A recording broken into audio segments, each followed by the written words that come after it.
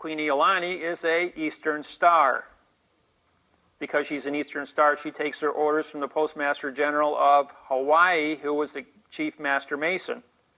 He takes his orders from the Admiralty warship that pulled into port on the 14th of January, 1893, under the three-day law, ordering him to take over the palace. And Queen Iolani, on the 17th of January, goes ahead and surrenders Hawaii to the Masons, which are controlling the post office. And the post office, through the military, now takes over and declares the Hawaiian Islands to be a territory of the United States. Because there was no shots fired, the treaty that they wrote was written in adverb verb, which means it didn't say anything. They have no contract. The Admiralty has no contract to invade the island. But because no one can read and write at this point in history, everybody goes along with it. And because the Masons are controlling the post office is telling a senior postmaster is telling a Eastern Star queen to stand down. In order to become a Mason, you must surrender your kingship, queenship, or political title. If you're president, you have to surrender it to the Masons and take your orders from the post office. Same thing here in Australia, New Zealand, Hawaii, the United States. The United States President, Obama, is the puppet.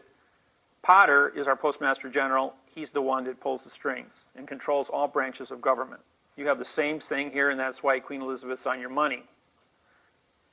So it's a post office giving you orders, not the England.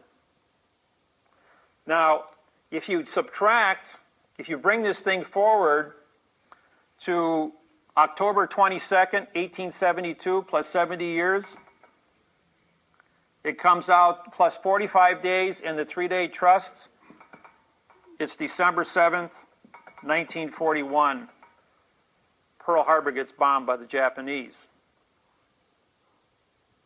The bankruptcy of Hawaii ends. 70 years, 45 days of trust and three-day grace period. Except the Japanese Navy jumps the gun by 1 hour. And they bomb all the postal vessels of the United States Post Office, which are all the military warships and military warplanes. But they didn't bomb any civilian targets. But because Hawaii was not out of bankruptcy because of the 1 hour time difference, they violated the international laws of bankruptcy, which then gave Roosevelt permission to declare war against Japan. And we had to go to Tokyo to get the rest of the story on the post office. So it was the post office of Japan, which controls the military, bombing the post office of Pearl Harbor, which was the United States Post Office, because of trade imbalances. That's what started the war between Japan and the United States.